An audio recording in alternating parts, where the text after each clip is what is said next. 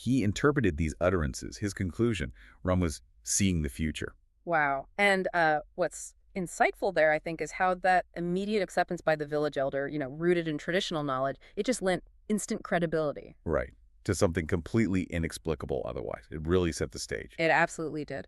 So the very next morning, Ram wakes up, his eyes open, and his first demand is just unwavering. He has to go to this dangerous cave up in the hills. The forbidden place, I assume. Totally. It had this chilling local lore. A hermit went in there ages ago to meditate. Never came back. Kids were forbidden. The standard stuff for a mystical journey. But Ram's face, it apparently had this strange brilliance. It silenced everyone. So he went. And he was gone for 3 days. Just vanished. 3 days. Okay. Then on a 4th day, he returns. Physically, he's a mess, dirty, disheveled. But his face, it's radiating this almost otherworldly peace. And his eyes, they're glowing with a distinct blue light. Said nothing, just went to his room. This initial disappearance and transformation, it's such a classic narrative motif, isn't it? Yeah. It marks a profound shift, leaving the ordinary, returning with something more, heightened awareness. And his behavior changed completely after that. How so? Quiet during the day, just drawing these unreadable symbols on paper. Sometimes he'd burn them, collect the ashes in a pot. Ritualistic, it definitely signals something new, something potent has awakened in him. And it wasn't long before the first tangible prophecy emerged. Ram's father found a half-burnt paper in his room one day. And on it was the first written prophecy. It said, when a face smiles at people, behind it his government will work on a hidden policy in darkness. Okay, cryptic. That year the weather will break its limits. Rain where there was drought, and drought where rivers flowed. Farmers will cry, but cameras will show the leader feeding rowdies. Wow. That's specific. Especially the last part. Incredibly specific. And what's strikingly relevant here, as the source points out, is the uncanny mirroring between the prophecy and what actually happened just 2 months later. What unfolded? Kerala and Karnataka. 2 months, no rain, lakes dried up. Total drought. Okay. Meanwhile, Uttarakhand, Bihar, eastern Uttar Pradesh, devastating floods. Swept away entire villages. So the weather breaking its limits, exactly as predicted. Exactly. And the final part, TV channels showed the prime minister visiting flood victims, feeding them roti on camera. Just like the prophecy said. While at the same time, farmers across the country, hit by the droughts and floods, were committing suicide. That is chillingly precise. It highlights that stark contrast, doesn't it? The public display of compassion versus the hidden reality of suffering. A powerful statement on political optics. That initial event, right off the bat, it sets such a stark tone. What do you think the immediate psychological impact of something like that would be? Such an uncanny fulfillment. Oh, immediately it establishes this sense of awe and dread, probably. Yeah. For the villagers, it's undeniable proof, right? It solidifies Ram's strange power. For the wider public, if they started connecting these dots, well, it would sow this deep unease, a feeling that something's fundamentally wrong, that reality itself is becoming pliable. Yeah, unpredictable. And the prophecies kept coming, each one kind of more unsettling. Oh, okay. One night, Ram tells his father, really chillingly, Delhi's light will soon be hidden in a fog, but people will think it's the fog of development. A metaphor. The real storm won't come from across the border, but from the air. His father didn't get it, naturally. Ooh. But then, tensions escalate on the China-India border. High-level government meetings happen in Delhi. Standard procedure, right? Sure. But on that very same day as the meetings, 3 mysterious explosions rock Delhi. No identifiable source. Nobody knows what caused them. From the air. And Ram's reaction. Just a quiet smile. Okay, that smile is interesting. This prophecy, it shifts the focus, doesn't it? From like environmental disaster to something more insidious, an unseen threat. Yeah. That fog of development, it's a compelling metaphor. A society maybe blinded by its own progress, missing the real dangers underneath. The explosions fit the storm from the air. Yeah. Underscores a different kind of vulnerability. Right. And Ram's smile, it suggests maybe a knowing observation, like, yes, this is it. Validation, not malice. The source really highlights that quiet smile. How else could we interpret that, given what he said about the real storm coming from within, not across the border? Well, it could suggest he understood the nature of the threat. It wasn't about a foreign enemy or, conventional war. Right. It was something subtler, more pervasive, maybe even internal to the nation itself. That smile. It could be the quiet confirmation that the real challenge was showing up, just as he saw it would. And then the nature of these prophecies, it shifted again, became even more insidious maybe. How so? One morning, he's standing in the middle of the village, and Ram just declares publicly, "What will happen now won't be seen or heard, only felt. Ominous. A virus will come, but it will emerge from within, not outside. Science will call it a new mutation, but it's what the cave warned about." From within, not outside. That's key. Weeks later, this strange illness starts spreading. No fever, no cough, just a deepening of breath. People struggle to breathe properly. Only felt, not seen or heard. Exactly. Doctors identify it as a new strain. The government kind of dismisses it as a local effect. Yeah. But people start dying. Oh, wow. It was this silent, insidious threat, perfectly matching Ram's description. And the chilling part, as the source notes, is a village reaction. What? Having seen the other prophecies come true, they started to fear not Ram himself, but his shadow, his very presence. Understandable. The narrative is definitely building this sense of inescapable destiny. Something is unfolding that they can't control. This idea of a virus from within, not seen or heard, just felt. What does that suggest about the challenges being described here? It feels like it's moving from physical events to something more existential, maybe? I think that's exactly right. It signifies a progression. You go from external observable things like floods and explosions, things that hit infrastructure, physical lives, Right. to an internal, almost psychological affliction. A virus from within speaks to a deeper malaise, doesn't it? A disruption of the society's health from its core, suggesting maybe a moral or spiritual decay that's manifesting physically. Deeper than just politics or weather. Much deeper. The next prophecy touched on another basic need, food. Ram spent a night alone just looking at the sky, muttering. What did he say this time? "Now famine will come, and with it, a face that will assure everyone, but beneath it will hide true fear." The assuring face. Another recurring theme. And then a stark crisis. Wheat crops in some regions just withered, suddenly. In Punjab, temperatures hit over 49 degrees Celsius. Fields were burning up. Oh my God, 49 degrees! Yeah.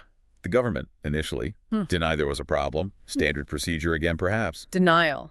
Right. But eventually, they had to halt wheat exports. It was undeniable. And then the prime minister appeared on television, Let me guess. Assuring everyone. assuring the nation of sufficient reserves.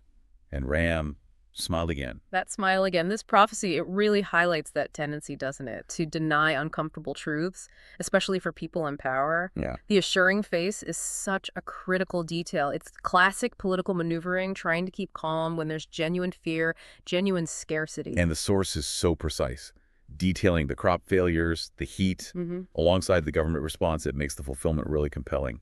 It absolutely does. It underscores that gap between the official story and the reality on the ground.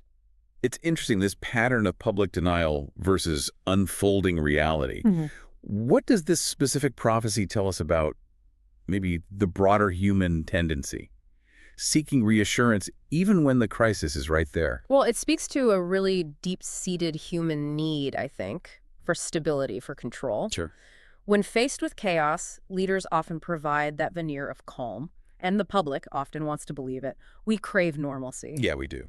But this prophecy exposes how fragile that assurance can be. Fundamental issues like, food security, they eventually force a reckoning, no matter what narrative you spin. Reality bites eventually. Always. So the villagers, understandably, started keeping their distance from Ram. But then word gets out. A journalist from outside the village hears about these strange events. The outside world intrudes. Right. He seeks Ram out, finds him in the darkness of night, and Ram speaks just one sentence to him. What was it? Now a big decision will be made, dividing the country into two parts. No sword will be swung, but hearts will tear. Hearts will tear. That's powerful imagery. 1 month later, the government introduces a new cultural policy in Parliament. Okay, what did it entail? Mandating the use of religious sites, requiring Vedic studies in government education, and proposing direct action against so-called anti-national elements in the media. Wow, that sounds potentially divisive. Instantly divided the country right down the middle. Two factions, immediately. So no sword will be swung, but hearts will tear. It happened. Yeah. And this is a significant shift, isn't it? Moving from, natural disasters and hidden illnesses to explicit government policy fragmenting society. Absolutely. That phrase, hearts will tear, is just so potent. It shows how ideological or cultural divisions can be just as destructive, maybe more so, than physical conflict. Because it's personal. Exactly. It highlights how deeply personal, how emotionally charged things like national identity and cultural policies can become, tearing a country apart from the inside, from its social fabric. This policy, which the source presents as the catalyst for this division, it seems to touch on really core societal values. How does this particular prophecy highlight that fragile balance within a diverse nation? Well, it shows that unity in a diverse society isn't, a given. It's not static. It's a dynamic equilibrium. Right. And when policies touch upon deeply held cultural or religious beliefs, they can polarize a population incredibly quickly. Differences transform into these rigid factions. So the source implies. The source implies that this policy, maybe, however well-intentioned by its proponents, fundamentally misunderstood that delicate balance needed to keep a cohesive national identity. It tipped the scales. And that same night, after speaking to the journalist, Ram vanished again. Again, okay. The next day, smoke is seen coming from that cave again. Villagers go up there. They find a burning piece of paper just outside the entrance. A final message. Seems like it. It read, "Now is the final time. Those who bow will survive. Those who stand will drown in the waves of time." This is not Modi's era. It's the era of decision. And then Ram was never seen again. Wow. The era of decision. That's heavy.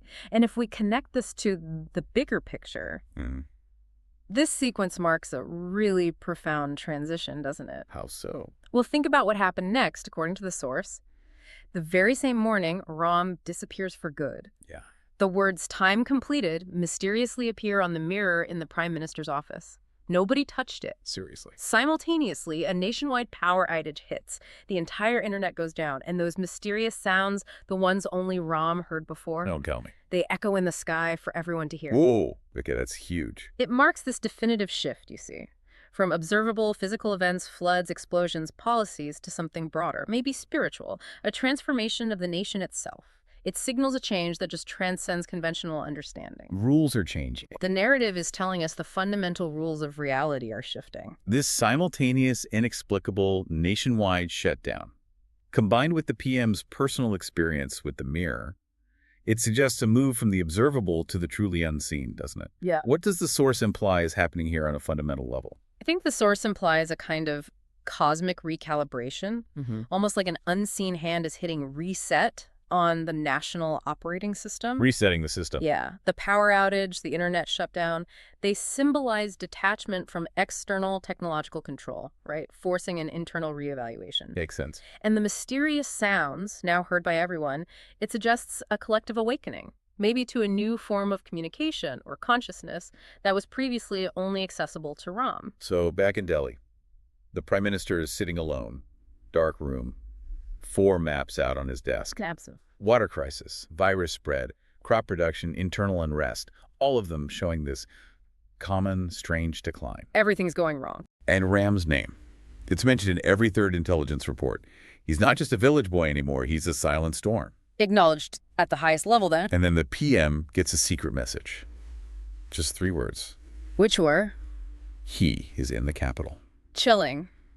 This moment, it really underscores the helplessness of traditional power, doesn't it? When faced with something you can't quantify. Yeah, the maps aren't helping. Exactly. The PM's relying on maps, intelligence reports, trying to grasp a problem that defies all conventional analysis.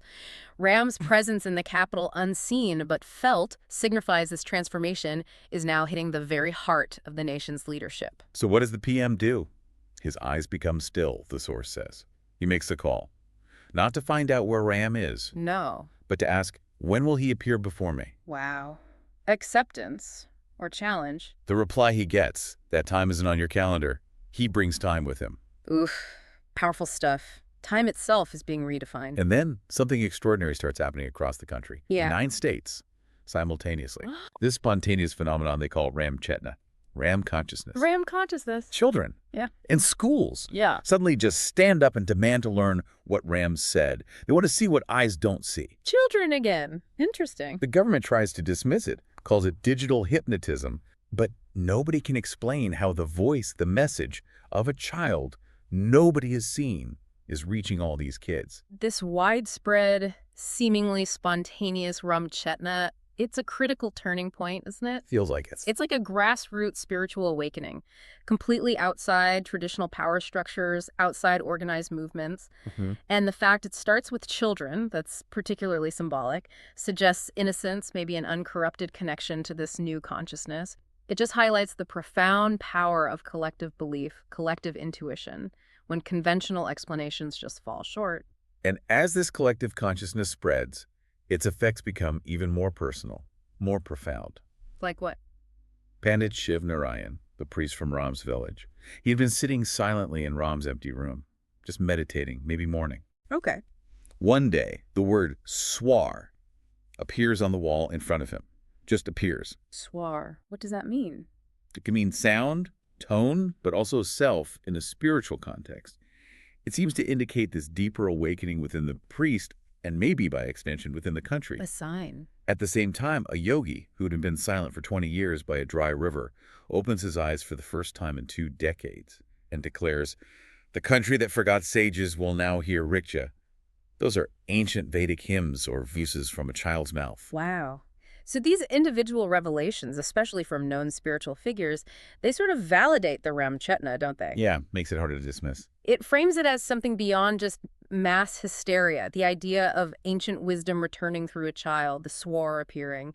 It points to a fundamental shift in the spiritual landscape, a return to some kind of internal truth, maybe, over external authority. And then things got even stranger. This phenomenon called identity disorder emerged. Identity disorder? What on earth is that? Mobile signals started weakening. The internet slowed right down. Yeah. And people started experiencing this new illness. They'd look at a mirror and just say, "This isn't me." Whoa. Losing their sense of self. Exactly. Ministers forgot their speeches mid-sentence. Bankers forgot their own signatures. Police officers just discarded their uniforms, walked away. Chaos. The government labeled it a psychoneurological virus. But the people, they understood it differently, as a profound warning, an upheaval. This identity disorder, it's maybe the most profound manifestation yet, isn't it? If you look at the core of it, what message is the source conveying there about what happens when a society's collective consciousness fundamentally shifts? What do you think? Well, it feels deeply symbolic. It suggests that when a collective consciousness shifts that dramatically, the old identities, the old roles, the societal structures built on them, they just start to crumble. Because they're not real anymore. Yeah. Or not relevant. Maybe both. It's like an internal revolution, stripping away the artificial layers, the constructs of self and society, forcing people to confront a more authentic, maybe more unsettling reality. It implies that real change isn't just about new policies. It's about redefining who we are, individually and collectively. That's huge. So that night, the prime minister has this vivid dream. Another turning point. Seems like it. He's alone in this desolate temple, and Ram appears. Okay. What happens? Ram doesn't say anything. He just writes on the temple wall. What does he write? "Water your country from outside, inside is dry. Where there should have been love, fear was sown. What will grow now is beyond your understanding." Wow. Direct and damning. The PM wakes up, shaken, calls an emergency cabinet meeting. The consensus, either dismiss Ram entirely or find him, control him. Unusual political responses. But the prime minister says no. He says, "I don't want to connect with him. I want to meet him. Alone." He actually says a king must sometimes stand barefoot before his greatest challenge. That's a significant shift for him. This dream feels like a crucial moment of personal reckoning. Yeah. Ram's message, "Inside is dry, fear was sown." It's a profound indictment, isn't it, of the nation's spiritual, emotional state, implying that the policies, the focus on power have dried up the very essence of human connection. And the PM's decision to go alone, it signifies a shift from political leader maybe to seeker, acknowledging that conventional power just isn't enough here. So 7 days later, the PM arrives in Ram's village. It's desolate now. He's alone, no security, no cameras. He actually did it. He finds a sage meditating in what used to be Ram's room. Not Ram himself. No, a sage. They sit in silence for hours. Finally, the sage opens his eyes, Yes. tells the prime minister, "This country's future is no longer decided by policy, but by destiny. And Ram is that destiny, the answer to your action." Destiny, not policy. Wow. PM asks if he can change anything.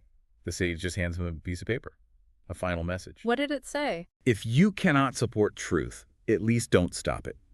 The country is waking up. You can't stop it. Uh-huh. You can only decide if you walk with it or are crushed under it. Walk with it or be crushed. That sage's message is stark. What does that final directive tell us about the nature of this truth the country is waking up to? What's your take? Well, this final exchange feels transformative. It explicitly says power has shifted away from human policy towards this force of destiny. Right. The sage's words define this truth not as like a new ideology or a political platform, No. but as an undeniable, maybe self-evident awakening of consciousness itself. It's presented as a force you can't fight or control. You can only recognize it and align with it. It's about a fundamental, almost vibrational change in the nation. So the PM returns to Delhi, and immediately things change. Profoundly. He withdraws from public events. Rumors fly about secret meetings with the president. Leaks suggest constitutional amendments are being halted. Changes at the top. Damage control or genuine change. But maybe more importantly, this far greater silent revolution, the Ram Chetna, it just keeps spreading through villages, temples, schools.